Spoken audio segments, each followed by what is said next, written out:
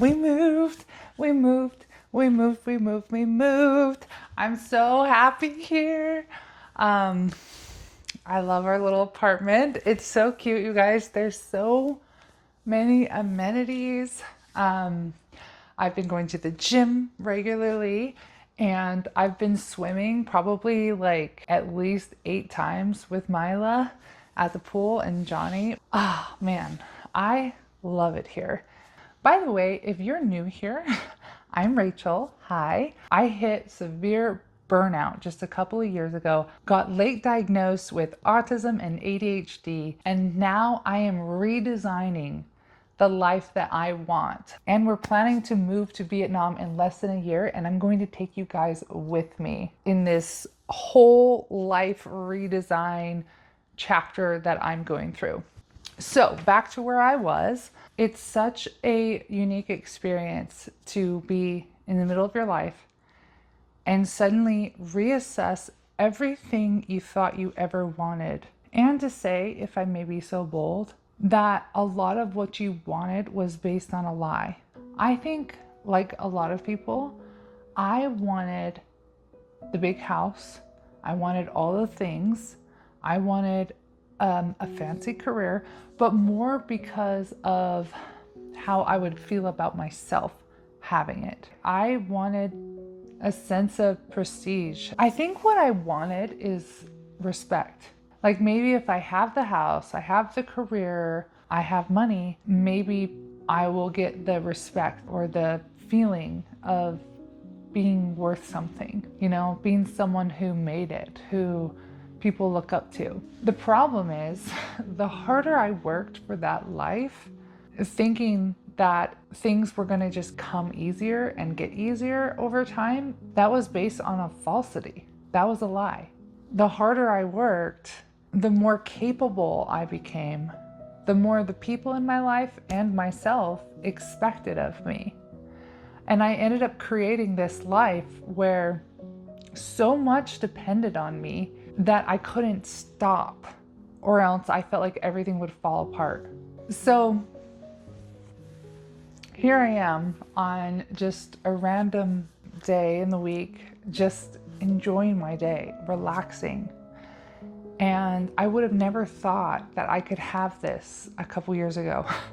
A couple years ago, let me tell you what just a random Tuesday would have been like. I would have woke up probably to my daughter. When she was younger, she was my alarm clock, 6:30.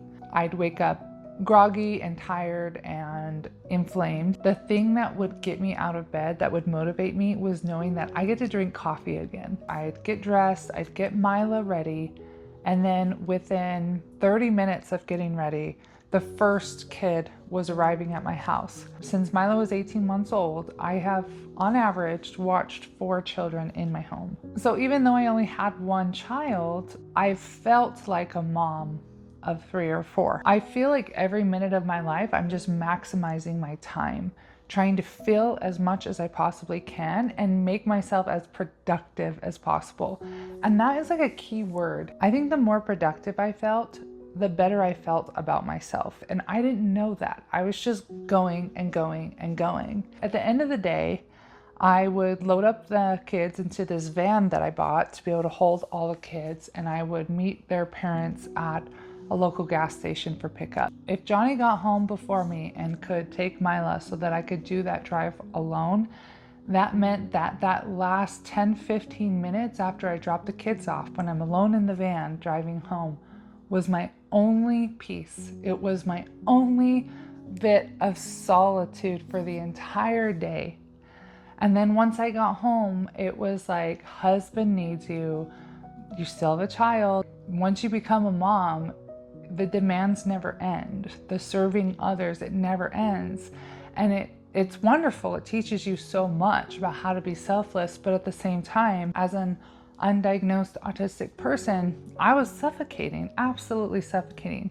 And then, you get home and then it's like, okay, now I've got to get dinner on the table and I've got to clean up all the toys from the day. And my husband needs attention and wants to hang out and maybe wants other things, and that can feel like a demand when your body hasn't been yours all day. You've been carrying others and holding others and being clung to. I just felt like every single day was the same. Full days of caregiving rolled into evenings of caregiving, and it never ended. It just always felt the same. And I think the definition of insanity is doing the same thing over and over again and expecting a different result. And that was my life. My days rolled into each other. In the meantime, everyone was referring to me as Supermom. My husband was impressed with me. I was making good money, helping us pay our mortgage, caring for all these kids, and taking care of the house, and caring for our daughter. I was truly being and doing it all. But there came a point where my body sort of caught up with me. All of the days where I caffeinated myself to be able to produce and to stay productive and have the energy, my adrenal glands started to wear out like they do. I don't know if you guys know this, but when you're producing cortisol, which is a stress hormone, especially when you're drinking caffeine to get through your day, the precursor to make cortisol in your body is the same precursor to make your hormones. And so if you're using it to make cortisol, you don't have enough left over to make your estrogen and progesterone, and that can lead to hormonal imbalance. And that's what happened to me. So long story short, I hit major burnout. And unfortunately, my life didn't slow down for me because I had created a life where so much depended on me. I had the big house, I had this expensive van with a big payment, and I had families that depended on me. And then I had started a Montessori classroom in my basement with 4 kids, and I was doing that 5 days a week, 7 to 5. When Johnny and I were having issues in our relationship, I was a single mom for a while, and then I really couldn't let go. And the thing is no one saw what that was costing me. The meltdowns that I had in private, and the feeling of desperation and the depression that was creeping in. Before I started learning more about autism and asking myself if I could be on the spectrum, I found the term HSP because I was always looking. I was always trying to figure out like what is going on with me because I know I'm different. And I found this term, highly sensitive person. It absolutely fit me. And so I remember telling my husband, like, I'm an HSP. But it wasn't the full picture.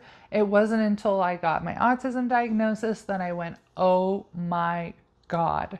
No one has ever explained me to me before like an autistic person can do when they're explaining what it's like to be them and their inner world. And I'm just like, that's me. Finally, with the diagnosis, I now had language. I didn't have support, but I now have language to express like how things feel like demands on me, or how I'm masking all the time socially, and how much socializing drains my battery, how sensory sensitivities can be my undoing. Like I need a certain type of touch, and the wrong type of touch can be extremely aggravating or overwhelming to me.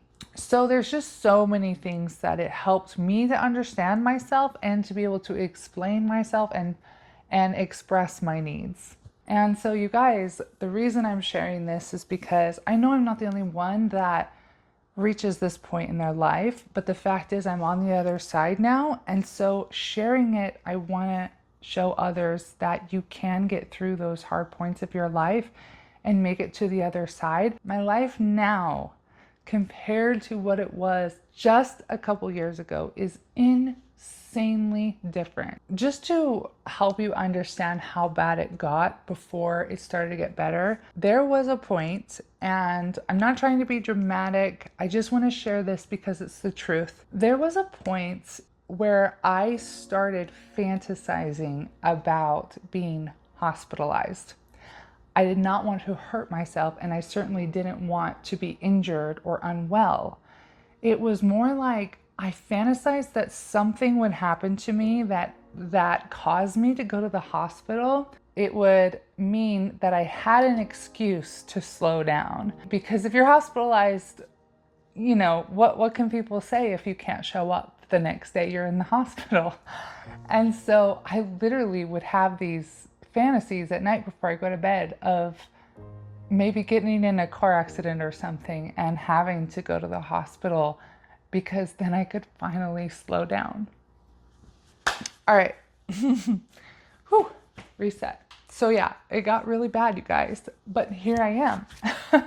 I have changed my life. I have done it. I have redefined my dream in life. I have overcome the illusion that having a big house, having all the things, having a fancy career, having a ton of money, having respect and prestige of others is going to make me happy.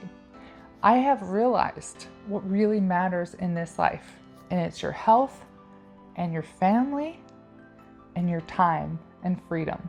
I went from having this big old 2,500 square foot house that had 3 levels. It was absolutely beautiful, brand new construction, to right now, Johnny and I rent a little apartment. It's got a pool with a lazy river, a gym, and a lake, literally steps from our house. It's so quaint and cozy, and I could not be more happy. I mean, we don't have a huge space here. It's small. This is definitely less than 1,000 square feet, but I love it here. I went from watching 4 kids 5 days a week, crazy hours, to watching 2 kids 3 days a week. I have balance. I have full days during the week where I have solitude. I'm starting to dream again about the things that I want to do with my time, and that brings me to Vietnam. Okay, so as you know, I flat out said this and alluded to it in my other videos, but we are moving to Vietnam.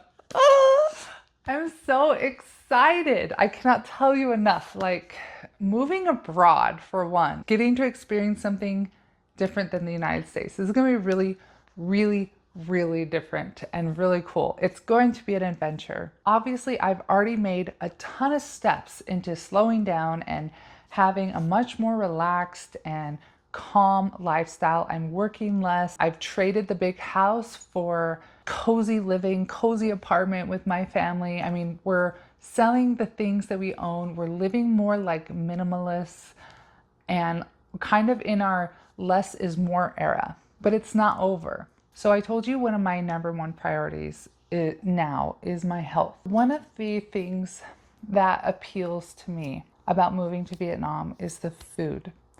Vietnam has fresh food everywhere. I am a fruit connoisseur. I could literally be a fruitarian. Here in Utah, one, it's really expensive. You know, most of the fruit is imported here. Not a ton of fruit grows here. Right now it's really great because it's the summer, so it's like melon season. I'm super happy, but that is gonna end really fast. In Vietnam, I can eat watermelon year round. Ooh.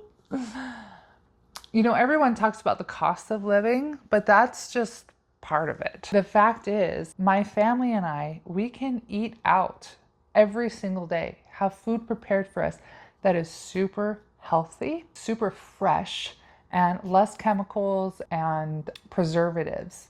Vietnam has one of the lowest obesity rates in the world. Their obesity rate is going up because of all of the influence, Americans coming in and bringing their food, of course, but it's still very easy to eat healthy, very easy to eat fresh food, and it's super affordable. Still on the topic of health is massages. You can get a full body massage in Vietnam for like 20 bucks. So yes, I plan to get a massage twice a week, maybe sometimes, at least once a week. Being neurodivergent, the deep pressure has always been something that brings me out of fight or flight and into that parasympathetic rest and digest. If I could get a massage daily, I would. The other thing is where we plan to live is called Da Nang, Vietnam, and it is right next to the beach. So all the negative ions from being in the water, the salt water, and walking on the beach and being grounded in the sand. I'm definitely a mountain girl here, so it's a huge switch. Johnny and I are actually super nature oriented. It's one of the things we connected on. Back before I got married and became a mom, I had a lot of time on my hands. I remember having weekends where I was bored. And so I would go drive down to Michael's or Joann's and come up with something crafty to make. I actually got really into oil painting, like Bob Ross style landscape scenes. Since becoming a wife and a mom, I've only painted one time in the last almost 8 years. Like in Vietnam, when we have this time on our hands, and I actually can't get to be bored again, I'm hoping that I can start those hobbies back up that you do just to do, not because you're gonna make money, not because of any other reason than you just enjoy doing them. It's therapeutic. So some of the things I see for my life in the near future is going on walks to the beach in the morning. Johnny's working less, so having more time as a couple, because I really enjoy our relationship. He's my best friend. So I see our family getting more time together, being outside as much as possible, eating well, just slowing down. And then at the same time, my ADHD part of me is really excited for just newness and new foods and new places and new sites. I mean, if we have to do a visa run, we're going to have to go to Malaysia or Thailand. And so getting to have a little vacation every couple months and see something new, like that is so exciting to me. And again, the ADHD aspect of me is so excited just to have the novelty that comes with living in a foreign country. So do I have it all figured out yet?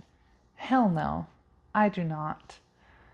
But instead of just doubling down on what I thought I wanted, I have literally broken apart my life, reassessed, and changed everything. I've been willing to redefine what it means to be successful and let go of a lot of the ideas that had a hold on me. The ideas of what my life needs to look like for me to have worth. For the first time in a long time, I'm allowing myself to truly rest. And for someone whose worth was so attached to her productivity, that is a huge accomplishment. Huge. I'm getting that inspiration back that I used to get all the time to write, to make music, to color, to paint. As a child, life was so magical. And I feel like the magic of my life had disappeared for a while. And suddenly it's coming back. And I'm allowing myself to be a kid again. Like when I take my daughter swimming and we're playing dragons and mermaids, and I'm letting myself let go again and be my true nature, which being on the spectrum, I'm a big kid at heart, and I'm allowing myself to play more. And so that I think that's what happens when you start to feel safe and you're not running on adrenaline and cortisol. And so, do I have it all figured out yet? No. But am I actually getting somewhere? Yeah. And it's just the beginning. My life is the experiment. So that's what this channel is. How does someone hit burnout in their mid-30s and completely redesign their life to one that not only fits them, but supports them with balance and joy and connection in my way, not what everyone else wants and what everyone else's ideas of success is, but mine. And I am actively pursuing it one step at a time. It started with moving in to this small apartment, working less, slowing down. Thank you for listening. I really want to bring you along, so please subscribe and support me. If you're in this too, this whole like reassessing your life and everything you ever thought you wanted and starting from ground zero again, then come along with me and let's figure it out together.